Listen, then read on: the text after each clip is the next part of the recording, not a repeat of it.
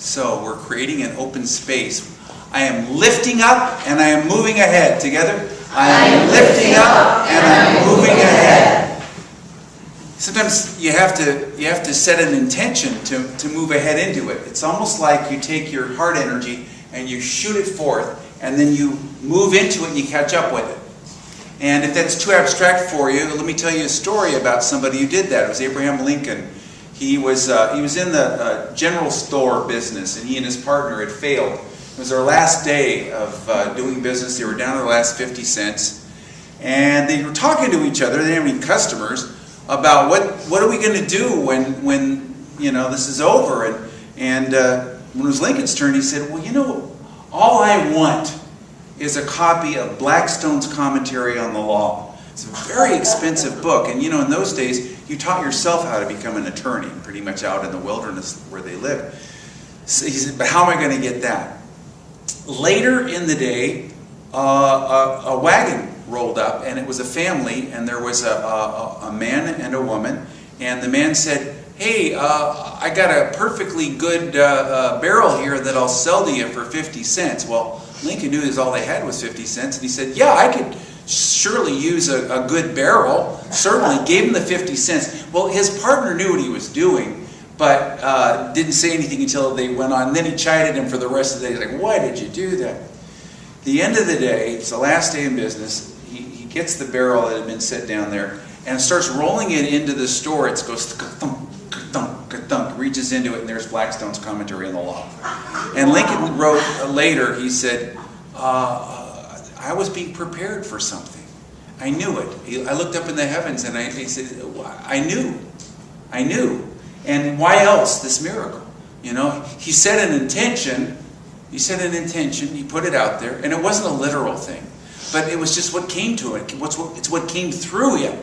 And really what he was saying was, I lift this up to its highest possibility. Together? I lift this up to its highest possibility. One time in my life I had something that was coming towards me, and I wasn't going to be able to get out of its way. And I knew it.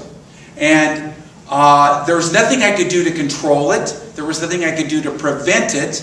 It was going to hit. I even knew when it was going to hit. And I didn't know what to do. So what came to me was setting the intention. I lift this up to its highest possibility. Together? I lift this up to its highest possibility. And then you move ahead into it. And I went through, and there were a number of very unpleasant experiences attached to this that did roll out, but every time they hit, I would try to remember, I lift this up to its highest possibility. And even those situations, and especially those situations, would get me off the wrong track and onto the right track. I would get, doors would slam so that I would be open to hear the little click of another door that would open up. And it worked out marvelously. Opening things up to its highest possibility, but just like Sloane's song said, you got to let go of that control.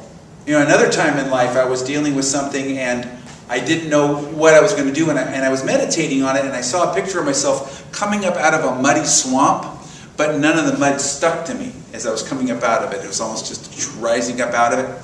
And the words came to me, keep your fingerprints off of it.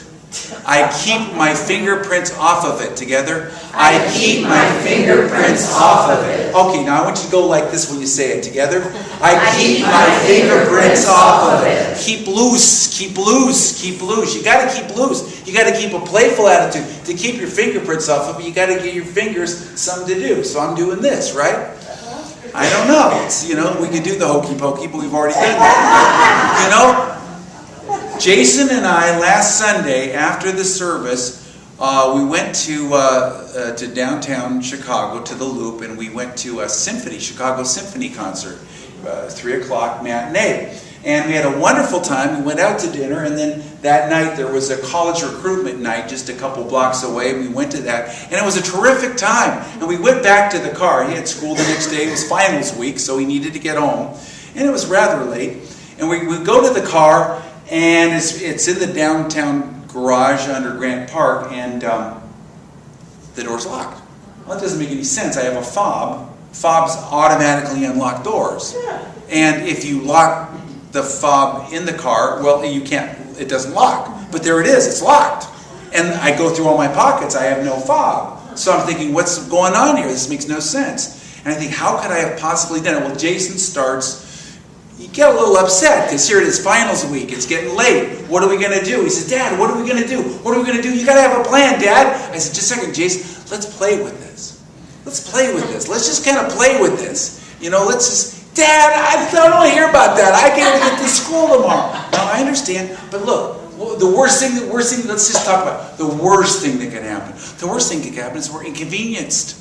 The worst thing that's happened is I got to get a cab to take me out to Arlington Heights, and you don't get a lot of sleep tonight, and I'm out a few $100s to get the door open, and you know, whatever. But that's, I mean, we'll live through it. We'll have a story to tell people. You can tell your kids about it, you know. I'm laughing, and he's not thinking it's too funny, but he's kind of going. I said, where could you? What could you have done? I said, you know, it's so funny because my fob has this silicone cover. How does it fall out of my pocket? He said, well, don't you remember? When we were walking to the car, there was a guy who was playing the most fantastic clarinet. It was amplified. It was like listening to John Coltrane play clarinet. I mean, it was the most incredible free-form jazz. Beautiful stuff. Serious music. And I went into my wallet to give him some money because he had the bucket out there. And all I had was $20 bills, and I was too darn cheap to give him $20, so I just put it back in my pocket. And I thought, that's when it fell out. It fell out around that guy, and it probably, you know, clinged to my wallet. So I said, hey, let's recircle, go back on our tracks, and we're going along, and we'll go there, and we look up and down the street, and can't find it. So I go back to all the places. Now, a very interesting thing happened. And I said, Jason, there's always a purpose to this. There's always a spiritual purpose. There's always a spiritual possibility that opens up. And sometimes we don't know what it is, but sometimes we do know what it is. And I said, so just play with me. And you know, it took him a while. We said, let's just play. You know, let's just see what this is going to do. Why not? We got nothing to lose. Yeah, it's what's easy for you to say that. So we go backtracking to where the college recruitment night was, and he had asked questions of somebody from a college, and the guy was still there. It was the last 5 minutes, so they didn't have my fob, but he said, hey, Dad, there was a question I didn't ask. He asked the question and got an answer that surprised him, that actually changed the potential trajectory of his entire life. The answer was exactly, oh, I can't go that way. I've got to go this way.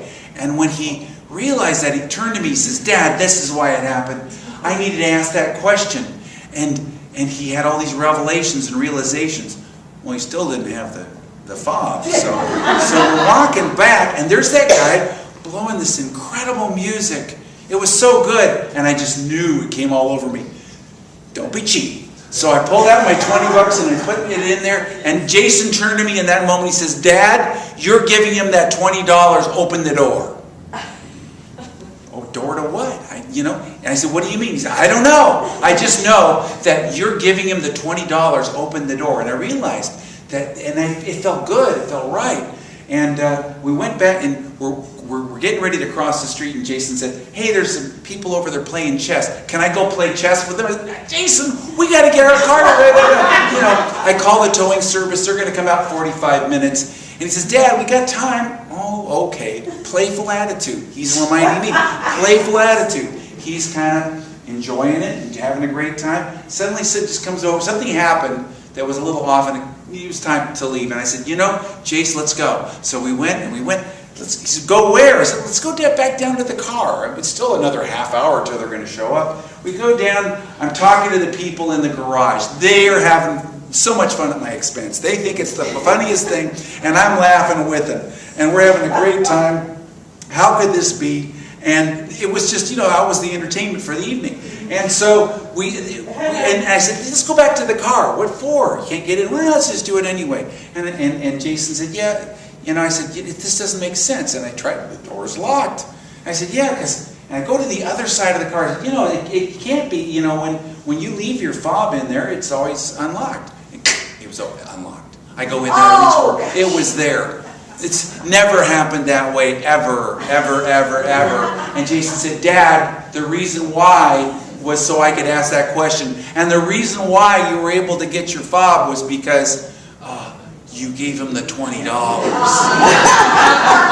Now sometimes you got to do something to get out of yourself, to get out of your head, to get out of your stuck place, to that, I was so cheap, and to get out of that limited place. We're operating on two levels at once. There's this level down here, and we're operating in this level, and then there's another level. And we say, how will I ever get to operate at that level? You're already operating at that level. You're already operating at that level, you just don't know it. And it takes something like that to lift up into it. And that one time that something was coming towards me, and I said, I lift this up into its highest possibility. Together, I lift this up into its highest possibility, and I move ahead into it together, and I move ahead into it. It took things not looking quite right for me to be open to a possibility that I wouldn't have been open to any other way. And this was incredible. We drove home. I was able to call the towing company, and they hadn't arrived yet, and all worked out. He got a little less sleep, but he still did well. Got all A's on his finals, so it's fine. But where in your life do you need to lift up into a new possibility? Well, you've got to be flexible. You've got to have the attitude, okay, this is the attitude Jesus talked about. They brought little children to Jesus so he might touch them, but the disciples rebuked those who brought them. But when Jesus saw it, he was very displeased, and he said to them, you let those little children come up to me and don't forbid them, because of such is the kingdom of God. In fact, I'm going to tell you, whoever doesn't receive the kingdom of God like a little child will by no means enter into it. He took them up in his arms, laid his hands on them, and blessed them.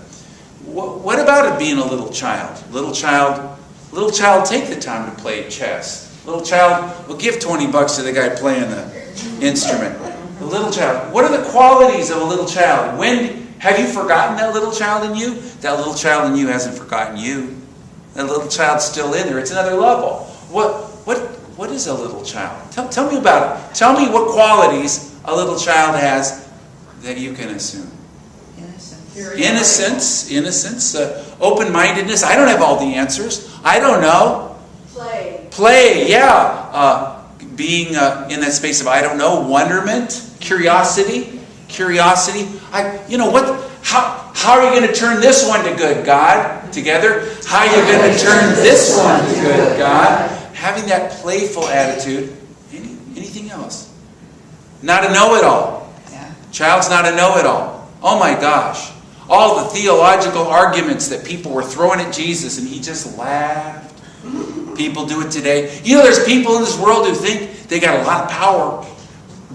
They think they got a lot of power, but that's not it. The power is never there. The power is in the innocence of a little child, and it always works out. That always works through every one of these situations. All things work together for good for those who love God. That's where the power is. Jesus said, you've withheld these things from the wise and given it to little children. And what did Paul say? The wisdom to God is foolishness to people. The world is having a revolutionary, there's an overturning in your consciousness in a time of difficulty of your cherished assumptions, just like my cherished assumptions, how I was going to fix this, how I was going to do this. All my ideas, I couldn't figure it out. What are we going to do, Dad? I don't know. Let's find out. Let's find out. We had nothing to lose. There wasn't a big downside there. And there are things in this world there is a big downside, but let's find out. What can open up the door? A sense of childlike wonder, a sense of innocence, a sense of I don't have all the answers, a sense of I'm going to lift this up to its highest possibility and I'm going to move ahead. You can shoot your love energy forward. You can move that energy forward and then walk into it. You say, well, how am I going to know that's going to work? Well, why not try it? Why not try it? And then, It's opener there, as Dr. Seuss said, in the wide open air. How many of you read or saw Harry Potter? Harry Potter? Do you know about the good luck serum? It was called Liquid Luck, or what was it called? I think I wrote it down. It's called Felix Felicis. And did I say that right? And yeah, it's this serum that he won in a contest in a classroom. And it's supposed to, anybody who drinks it, and you're not supposed to drink too much of it, is you'll just suddenly get, everything will go your way for a period of time. And the very interesting thing happened. He said he gave a little of it to his friend Ron before he was going to play a Quidditch match, because Ron had lost his confidence, and he actually just gave him water. And Ron went out and had a perfect game. Because you see, it's not in the good luck serum, it's your consciousness, it's your expectation. And you've got good luck serum in you, but something very interesting happens when you drink that good luck serum. When he drank the liquid luck, Harry Potter, in the middle of a major crisis, I mean, you know, Death Eaters, it was some serious stuff. He said, I'm going to go hang out with Hagrid and his animals. I'm going to go down the hill. And they were saying, that's the worst thing you could do. And yet, you know, we're going to go play chess. We're going to give $20 to this. I'm going to go do this. But you're doing it because it's your childlike inner spirit coming out. It's becoming as a child. And he went down and he hung out with Hagrid. Hagrid had some information. It led to one thing, led to another, led to another. And it turned out to be exactly what was needed. But he had to let go of what everybody thought he was supposed to do, including himself. Sometimes the way to access this spirit is to create space for it. You create space for it by setting an intention. You create space for it by creating space in your life, in your heart. And sometimes it takes something that jars you, you know. This whole thing for Jason, he needed to get this question answered. There was no other way. And that's how it happened. But sometimes creating this space in your life, just having that innocence that says, yeah, I'm not going to think about it. I'm going to try something new. I'm ready to go on a retreat for the next 9 days. I'm going to go and hang out in a monastery near Dubuque in the middle of a cornfield. And it's a half silent retreat. But I'm not going to figure it out. I'm not going to know. People are giving me advice. My sister said, you should get a mani-pedicure. Yeah, all right. I'm sure the monks will give me one, right? Somebody else, she was joking. Somebody else was telling me, you know, where I should hang out. No, I'm just going to go and I'm going to do this because my teacher, my spiritual teacher, my meditation teacher explained to me, you need to let go of some assumptions you've been living out of. Let go of them. But what are they? I don't know. What are you going to do? Create some space. You say, oh, I don't got 9 days to do that. It's not that. Create some space in your life. Create some space in your day. Create some space in your heart. Create some opportunity for a balancing in your life. And sometimes you have to be willing to say no to something that isn't yours to do in order to create the space for that which is yours to do. And I told a story at 9, and I could tell some people had a hard time with it because they had assumptions about what I was supposed to do. But years ago, 30 years ago, I became the minister of a church, and the person before me, he wasn't a minister, but he was the leader of the church, he started a prison ministry that was very successful, the local prison. And then he left, and I came in and everybody said, you got to go run this prison ministry. You got to, here's the phone call, here's the number, here's the guy, do all this stuff. And people were very invested in my doing it. I was very willing to do it. I didn't know anything about it, but sure, I'll do it. I couldn't get through. I don't care what I tried. I showed up in person. I tried to make phone calls. It was like every time I was just beating myself against this brick wall. Finally, I took the time and I asked, okay, what do I need to do about this, or what do I need to know about this prison ministry? Now, I've shared this before. Ask a question, go into a space of, I don't know, and then take what comes up. And what came up was, it's not yours to do. I thought, well, somebody should do this. I said, why isn't it mine to do? Because you'd be a lousy prison minister. Well, I think I'm good at stuff. Why should I? but it's the truth. I would not have been well suited for it. I know people go, oh, you should. No. So let go of that rigid thought. And what am I supposed to do? Who's my group I'm supposed to minister to? Yuppies. You're supposed to laugh at that. I did. I thought that was funny. People got judgments on it. But no, it was to actually get me to release and to see, no, this is mine to do. And other people stepped up and did that ministry who were very well suited for, and it wasn't mine to do. Now you say, oh, it should have been. You should have done it. No. Because there's something that's yours to do. That's yours to do, that you're well suited for, that you can make a difference. And being willing to be of service in that way. Remember last week, I drew a picture in a little visual aid chart of a cross, and I said that where you're supposed to be is the intersection between being of service and your spiritual growth. You know, spiritual service and spiritual growth. And right in the middle is where you're going to find yourself. So what will grow you spiritually? What will move you spiritually? And this will include a playful attitude about life, not a drudgery. It doesn't mean that you shouldn't fulfill your responsibilities. You should. And it doesn't mean there aren't things that you're supposed to do and that you don't fulfill. But there's also that which is yours to do, that is that intersection between your growth and your spiritual service. And it's a playful attitude. Life is too important to take seriously. You have to have that attitude and have that playful attitude that shoots that love energy forth and then moves into that love energy.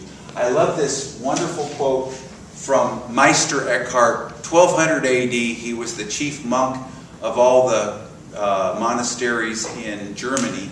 And eventually, he got in trouble because of this attitude that seemed too irreverent. They actually were going to burn him at the stake, but he died of natural causes before they could do it. But at one time, he was the chief monk, and he wrote this. He says, do you want to know what goes on at the core of the Trinity? Well, I'll tell you.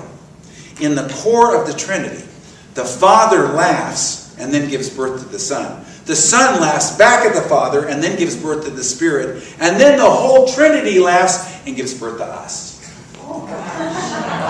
You know, no wonder they didn't like it. But there's a playful attitude. There's a flexible attitude. There's a dance in life. A dance in life. And when Jason and I were walking around in the loop and doing all these different things, it was like a treasure hunt. It was like a dance. It felt like a dance. And you keep your energy up and you keep your spirits up because there's a part of you that's operating on another vibration, another level, another rate. It's always there. It's constantly expressing, and it's magnetically drawing you up.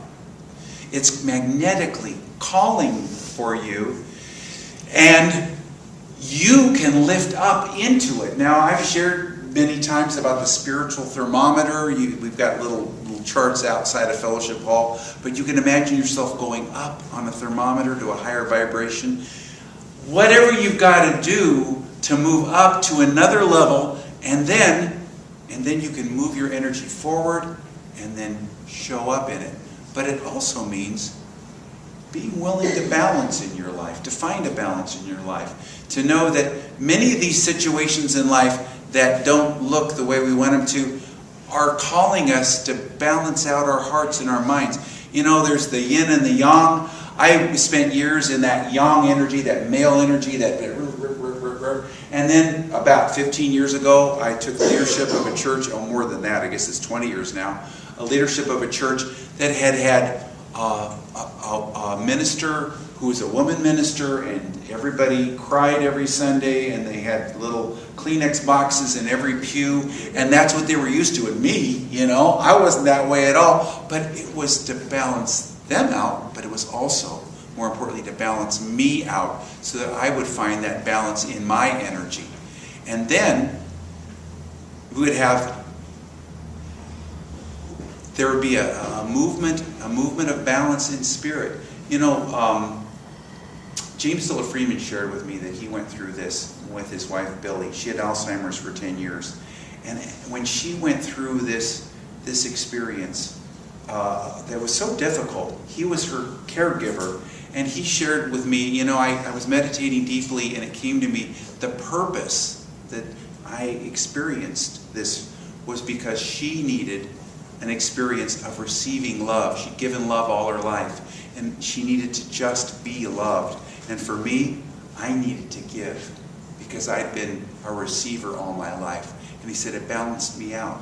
In your life, there may be something that's calling you to find a point of balance. So let's just move into this now moment and just be aware. Just let yourself move and flow and vibrate, and know that whatever's coming into your life is to move you perhaps off of one track onto another. Perhaps it's to get you to open up and shoot some energy forth from your heart that you can move ahead and then move into it. I lift myself up into a new possibility, and I move ahead. And when I'm dealing with things in my life, I just say, I lift this up into the highest possibility. And now I let go and I move ahead into it. And I move with my spirit. I embrace my whole heart. I embrace every situation in my life with my whole heart.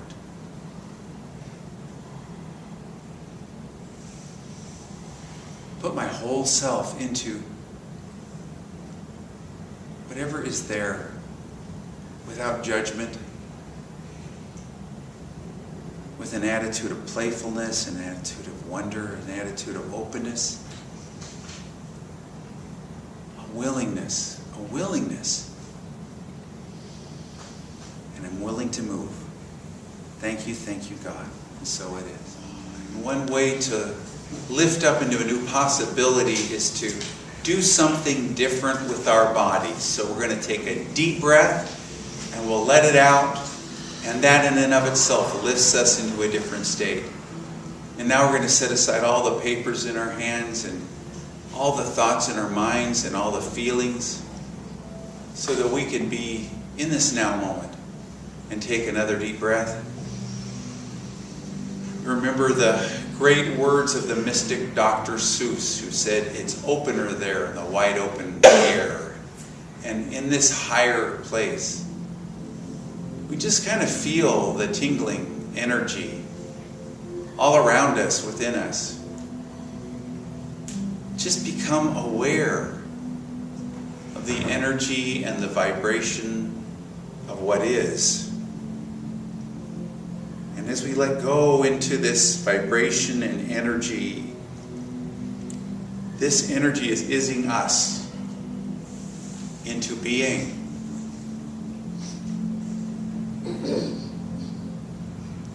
And we feel the opener there in the wide open air energy. I lift myself up into my new possibility, and I move ahead. To every situation in our lives, we say, I lift this up into its highest possibility, and I move ahead into it.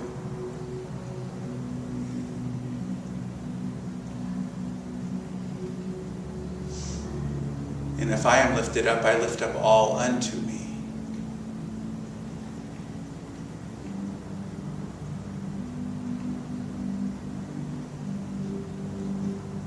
Feel that energy all around you, vibrating you, lifting you, flowing through you. In this higher place, there's a flow and a life and a knowing, an awareness that carries you, that lifts you into where you need to go, doing what you need to do. Surprise me, O Spirit, with your goodness.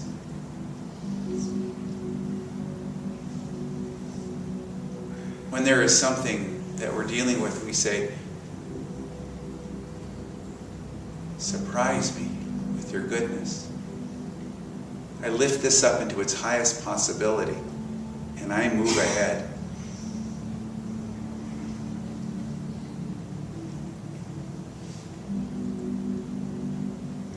And I recognize that there is another level for me to live on, another possibility of being. And as I choose my thoughts, I choose my feelings, I choose to lift up into this higher possibility.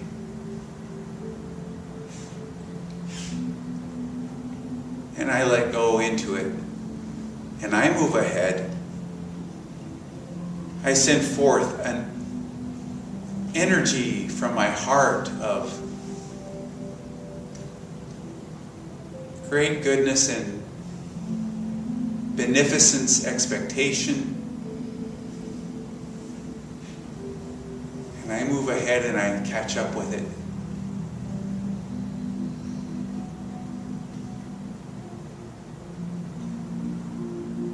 The current, the flow of divine energy, divine life, the energy of love flows forth from my heart, moves ahead, and I experience it in this moment.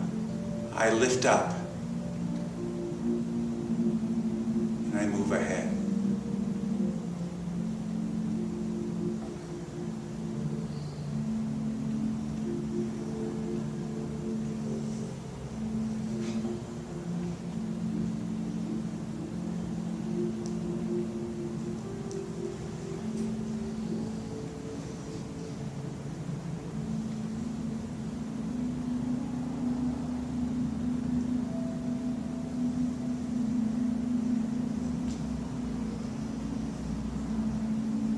Lift up into my highest possibility and I move ahead into it.